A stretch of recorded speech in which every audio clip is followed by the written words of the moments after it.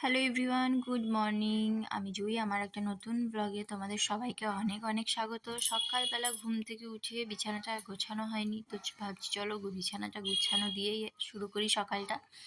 আর এই বিছানো গোছানোর মধ্যে সব থেকে বিরক্তিকর পার্ট হচ্ছে এই মশারি ভাঁজ করা। জানি অনেকে হচ্ছে যে দেখেওছি আমি একটা কোণে দড়ি লাগিয়ে বাকিটা গুছিয়ে রেখে দেয়, ঝুলতে থাকে। বাট ওটা না, আমার একদম ভালো লাগে না। তাই আমাকে প্রত্যেকদিন এইভাবে ভাঁজ করে আমি রেখে দিই, আবার টানানোর সময় টানিয়ে নিই। তো যাই হোক, আমার মতো বিকুলিয়া স্বভাবের কে আছো আমাকে প্লিজ কমেন্টে জানিও। তো যাই হোক, বাকি জিনিসগুলো আমি দেখো গুছিয়ে নিচ্ছি। আর একটা বাচ্চা থাকলে এত কাপড় চোপড় কাঁথা বালিশ হয় যে কি আর বলবো তোমাদের, তোমরা তো সবাই জানো, তাই না বলো? আর এই যে দেখো আর একজন, একবার বাবার কোলে একবার মায়ের কাছে, ওকে এইভাবেই সকাল থেকে শুরু হয়ে যায় ওর দুষ্টুমি। এই যে দেখো, এই যে কি বিছানা গোছাবো বলো। তো যাই হোক, বিছানাটা কোনো রকম গুছিয়ে নিলাম হালকা করে।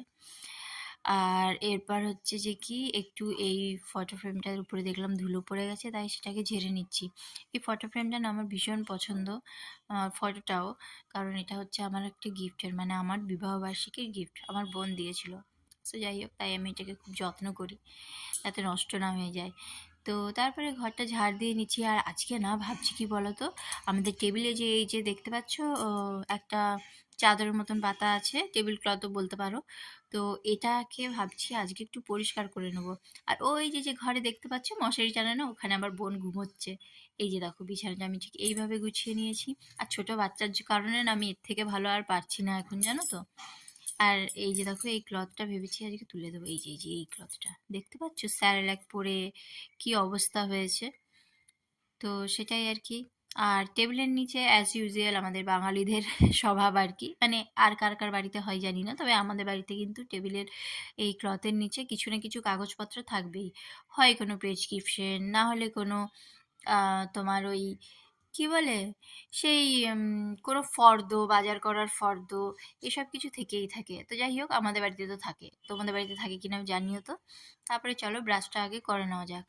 ব্রাশ করে এসে দেখছি, ও বাবা, আর একজন মুড়ি খেতে বসেছে। দেখতে পেলে এত সুন্দর গোছানো বিছানাটার মধ্যে আবার কি অবস্থা। আবার আমি বলছিলাম ওকে যে কি করেছো তুমি, তার জন্য আবার আমার দিকে কেমন করে তাকাচ্ছে দেখো।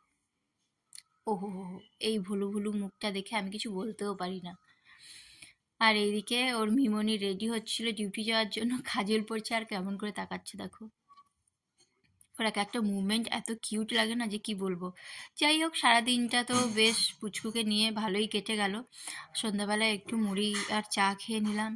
তো চলো, আজকের ভিডিও এই অবধিই থাক। দেখা হবে অন্য কোনো নতুন ভিডিওতে। আর হ্যাঁ, আমার